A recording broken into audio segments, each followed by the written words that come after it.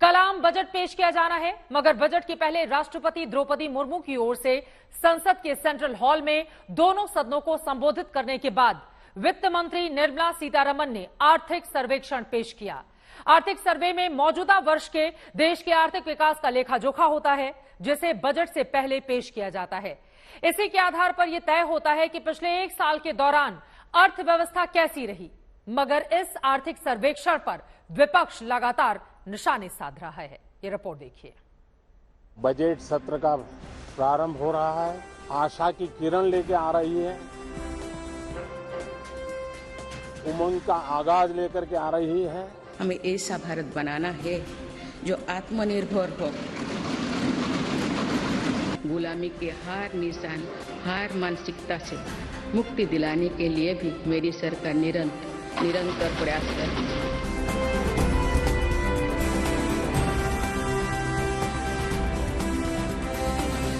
आने वाले दिनों की उम्मीदों का आईना होता है बजट। सरकार विकास की उम्मीद जताती है, जनता बजट से राहत की आस लगाती है। हर किसी को नए हिसाब किताब का इंतजार होता है। देश की अर्थव्यवस्था के लिए बजट का दिन त्योहार सा होता है और इसी त्योहार से ठीक पहले दोनों सदनों की संयुक्त बैठक में राष्ट्रपति ने केंद्र की उपलब्धियों का बखान किया, तमाम बदलावों का जिक्र कर विकास की रफ्तार का भरोसा दिया।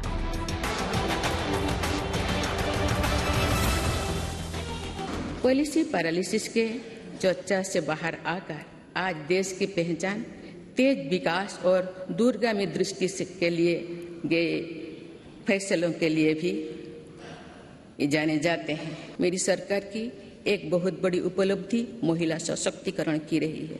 किसानों के सामर्थ्य को बढ़ाने के लिए एफपीओ यानी फार्मर प्रोड्यूसर ऑर्गेनाइजेशंस की स्थापना से लेकर फसलों के एमएसपी में वृद्धि करते हुए मेरी सरकार छोटे किसानों के साथ मजबूती से खड़ी है।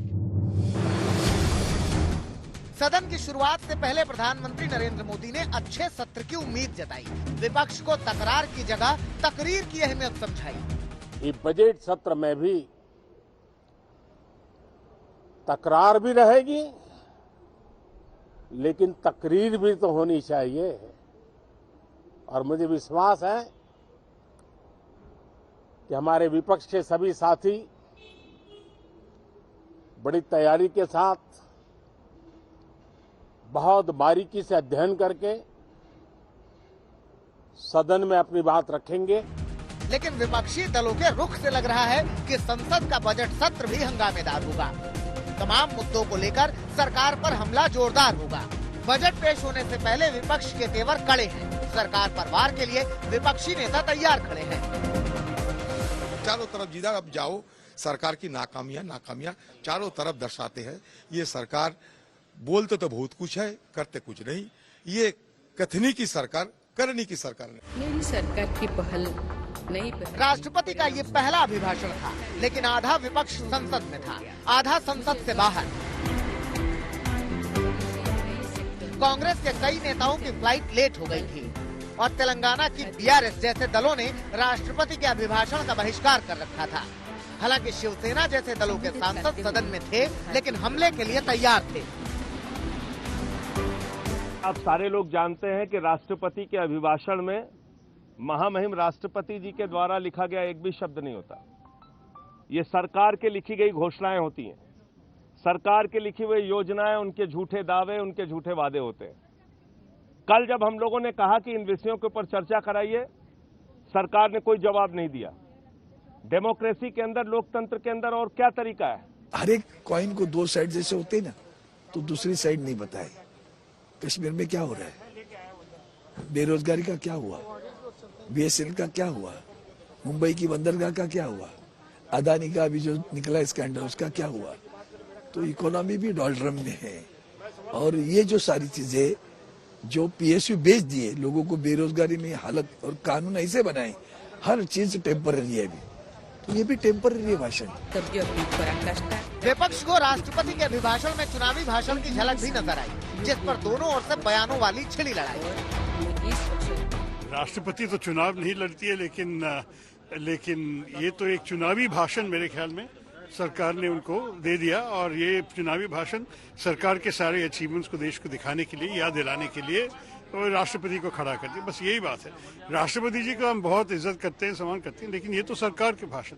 हम अकेले के बाद नहीं है, सबको प्राउड फील होना चाहिए, क्योंकि एक भारत का महिला आदिवासी राष्ट्रपति ने जितना देश के सामने में आज उल्लेख किया अपने उद्बोधन में, वो तो सबको इससे गर्व महसूस होना चाहिए। वो तो कोई पार्टी, कोई राजनीति का बात ही नहीं है, सबको। इस बीच वित्त मंत्री ने संसद में आर्थिक सर्वेक्षण रखा, जिसमें अर्थव्यवस्था की मजबूत तस्वीर पेश की गई। आने वाले वित्त वर्ष में जीडीपी के 6.5% रहने का अनुमान जताया गया। सबसे पहले तो इसी बात से गर्व की इतनी अनुभूति होती है कि समाज के एक ऐसे वर्ग से अपने संघर्ष, अपनी काबिलियत पे पहुंची हुई महिला देश के सर्वोच्च पद पर विराजमान होकर जिस तरीके से दोनों सदनों को उन्होंने संबोधित किया, वो तस्वीर अपने में बहुत खूबसूरत थी। और जिस तरीके से उन्होंने पॉइंटर्स जो हाईलाइट किए, जहाँ हम लोग महिला सशक्तिकरण की हम लोग यकीनन बातें करते हैं, बट उन्होंने तमाम उन विषयों को चिन्हित करके उन्होंने अंकित करने का काम किया। वो बहुत खूबसूरत उनका संबोधन था और यकीनन ये आने वाले समय में एक यादगार भाषणों में से एक रहेगा। तमाम दावों और सवालों के बीच जनता को बजट का इंतजार है और बजट पेश होने के साथ विपक्ष सरकार पर हमलों के लिए तैयार है। ऐश्वर्या पालीवाल और पौलमी साहा के साथ हिमांशु मिश्रा, दिल्ली आज तक।